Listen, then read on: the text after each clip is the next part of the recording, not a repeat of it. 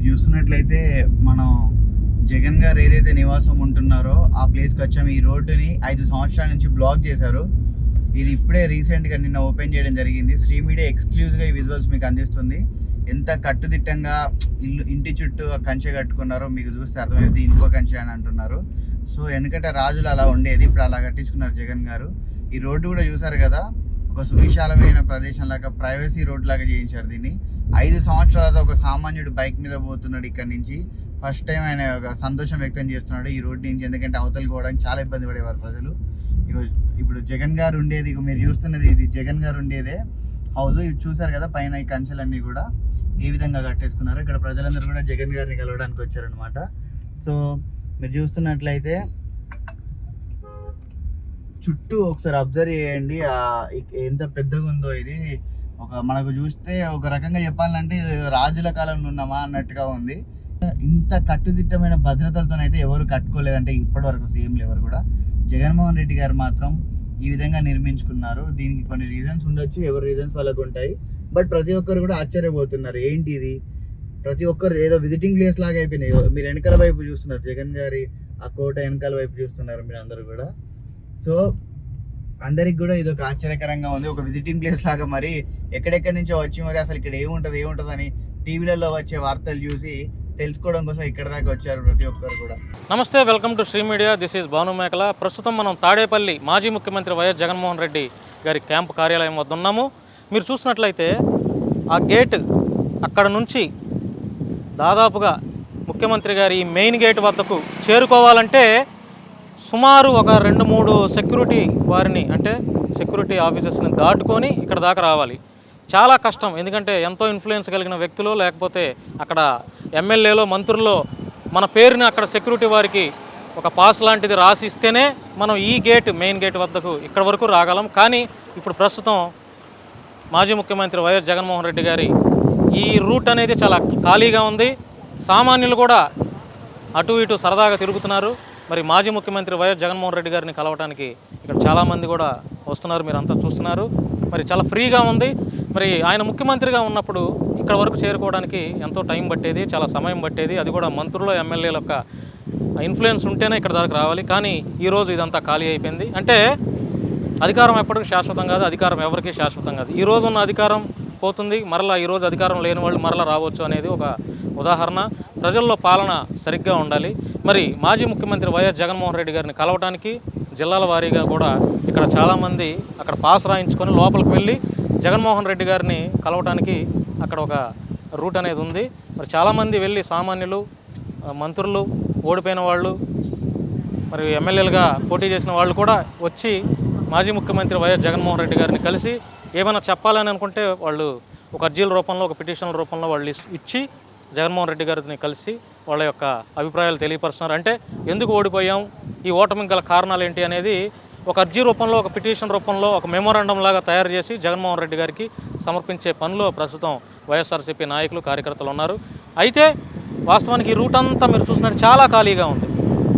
ఇది ఇంతకుముందు, అంటే రిజల్ట్కి ముందు ఇదంతా చాలా రద్దీగా ఉండేది. కార్లు పెట్టుకోవడానికి, బైకులు పెట్టుకోవడానికి కూడా ఖాళీగా ఉండే అటువంటి పరిస్థితి ఉండదు. కానీ ఈరోజు ఈ రూట్ అంతా చాలా ఖాళీగా ఉంది.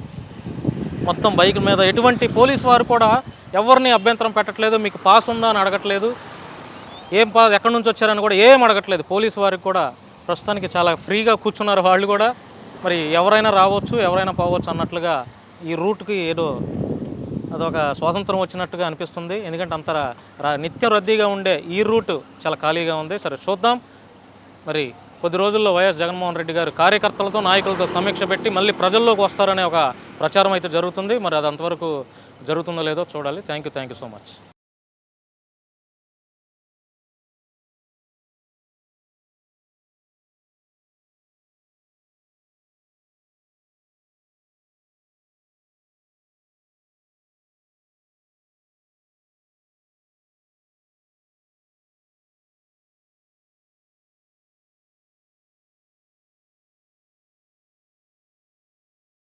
తాడేపల్లి ప్యాలెస్లో ఇదంతా ఈ రూట్ చూశారు కదా, ఇప్పుడైతే చాలా క్లియర్గా ఉంది. ఎటువంటి ట్రాఫిక్ లేకుండా, ఏ పోలీసు వారు లేకుండా, ఏ వైసీపీ నాయకుడు, ఏ వైసీపీ కార్యకర్తలు లేకుండా చాలా ఫ్రీగా ఉంది.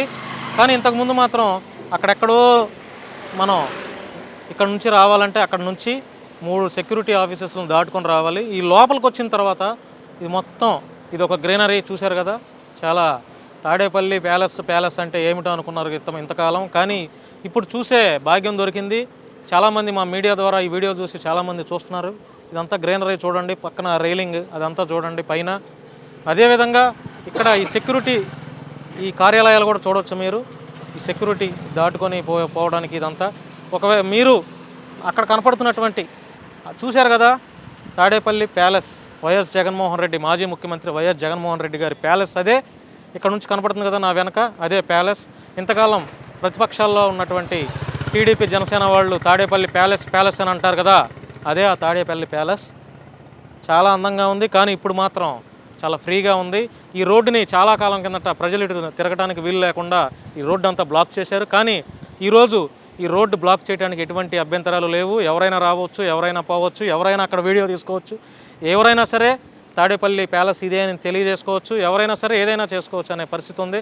ఎటువంటి పోలీసు వారు లేరు, పోలీసు ఆంక్షలు లేవు, పోలీసు బందోబస్తు కూడా లేదు. 1-2 పోలీసులు మాత్రమే ఉన్నారు.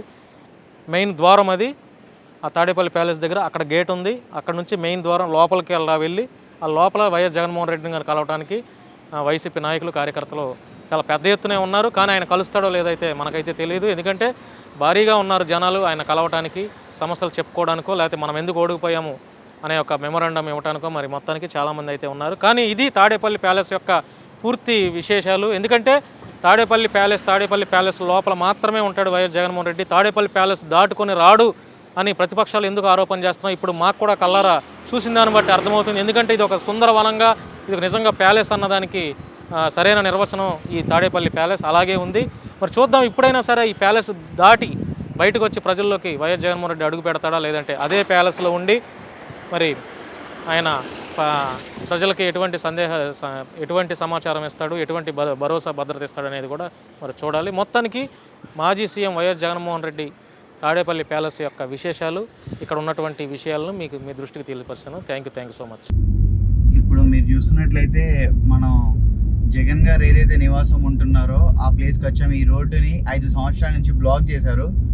ఇది ఇప్పుడే రీసెంట్గా నిన్న ఓపెన్ చేయడం జరిగింది. శ్రీ మీడియా ఎక్స్క్లూజివ్గా ఈ విజువల్స్ మీకు అందిస్తుంది. ఎంత కట్టుదిట్టంగా ఇంటి చుట్టూ కంచె కట్టుకున్నారో మీకు చూస్తే అర్థమైంది. ఇంకో కంచె అని అంటున్నారు. సో ఎందుకంటే రాజులు అలా ఉండేది, ఇప్పుడు అలా కట్టించుకున్నారు జగన్ గారు. ఈ రోడ్డు కూడా చూసారు కదా, ఒక సువిశాలమైన ప్రదేశం లాగా, ప్రైవసీ రోడ్ లాగా చేయించారు దీన్ని. 5 సంవత్సరాలతో ఒక సామాన్యుడు బైక్ మీద పోతున్నాడు ఇక్కడ నుంచి. ఫస్ట్ టైం ఆయన ఒక సంతోషం వ్యక్తం చేస్తున్నాడు ఈ రోడ్ నుంచి. ఎందుకంటే అవతలికి పోవడానికి చాలా ఇబ్బంది పడేవారు ప్రజలు. ఇప్పుడు జగన్ గారు ఉండేది, మీరు చూస్తున్నది ఇది జగన్ గారు ఉండేదే హౌస్. ఇవి చూసారు కదా పైన ఈ కంచెలన్నీ కూడా ఏ విధంగా కట్టేసుకున్నారు. ఇక్కడ ప్రజలందరూ కూడా జగన్ గారిని కలవడానికి వచ్చారనమాట. సో మీరు చూస్తున్నట్లయితే చుట్టూ ఒకసారి అబ్జర్వ్ చేయండి ఎంత పెద్దగా ఉందో. ఇది మనకు చూస్తే ఒక రకంగా చెప్పాలంటే రాజుల కాలంలో ఉన్నామా అన్నట్టుగా ఉంది. ఇంత కట్టుదిట్టమైన భద్రతలతోనైతే ఎవరు కట్టుకోలేదంటే ఇప్పటి వరకు సీఎంలు ఎవరు కూడా.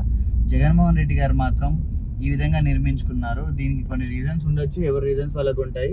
బట్ ప్రతి ఒక్కరు కూడా ఆశ్చర్యపోతున్నారు, ఏంటి ఇది, ప్రతి ఒక్కరు ఏదో విజిటింగ్ ప్లేస్ లాగా అయిపోయినాయి. మీరు వెనకాల వైపు చూస్తున్నారు, జగన్ గారి ఆ కోట వెనకాల వైపు చూస్తున్నారు మీరు అందరూ కూడా. సో అందరికి కూడా ఇది ఒక ఆశ్చర్యకరంగా ఉంది, ఒక విజిటింగ్ ప్లేస్ లాగా. మరి ఎక్కడెక్కడి నుంచో వచ్చి మరి అసలు ఇక్కడ ఏముంటుంది అని టీవీలలో వచ్చే వార్తలు చూసి తెలుసుకోవడం కోసం ఇక్కడ దాకా వచ్చారు ప్రతి ఒక్కరు కూడా.